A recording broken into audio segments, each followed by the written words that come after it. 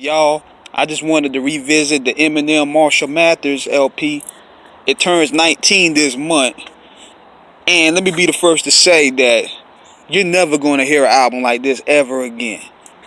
Number one, just based off the shock value, just based off the content, just based off how, with this album here, he pushed so many buttons.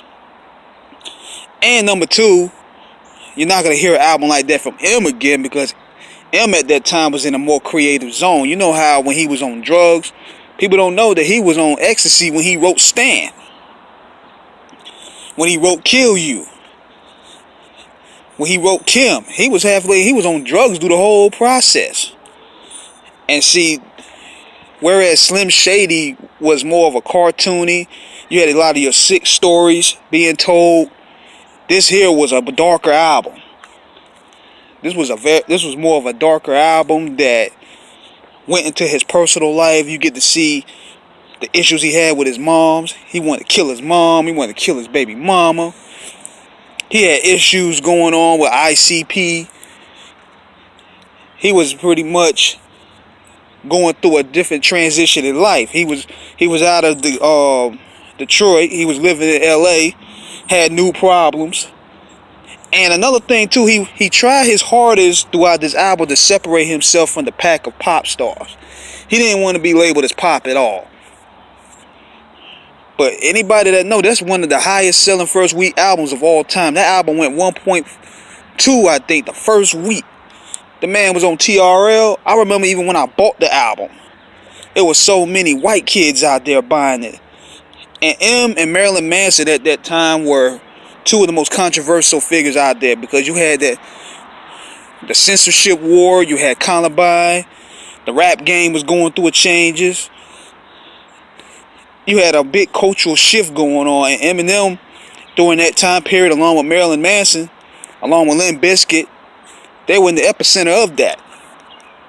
So with Marshall Mathers, he was able to lay it down, his most personal album. Whereas the Eminem show, it was more so how he dealt with the fame. This here was more how he dealt with his personal life on where he got to where he is today. Like, that album was off the chain, and you could tell he didn't really give a damn that back then.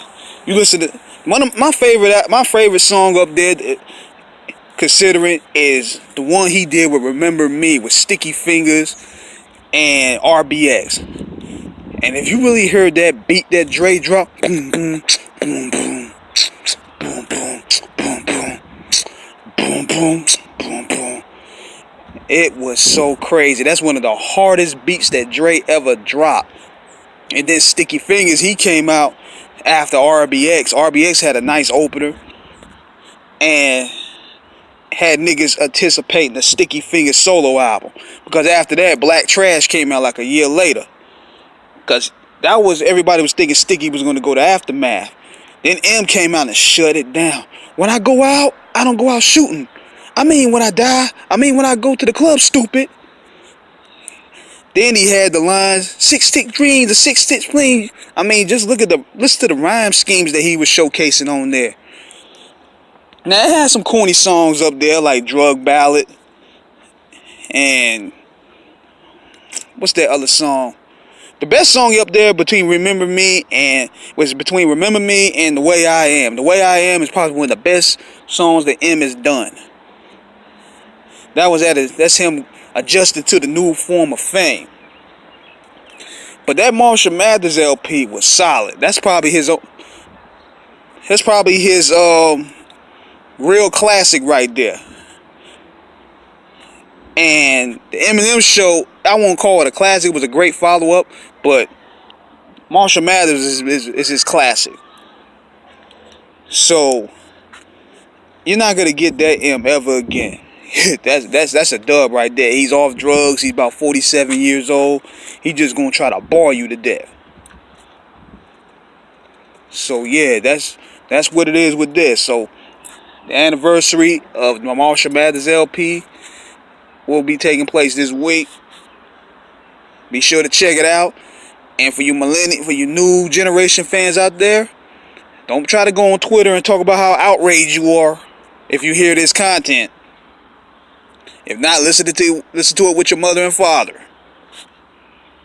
So this is King Harry the Great signing out, and I'm hollow.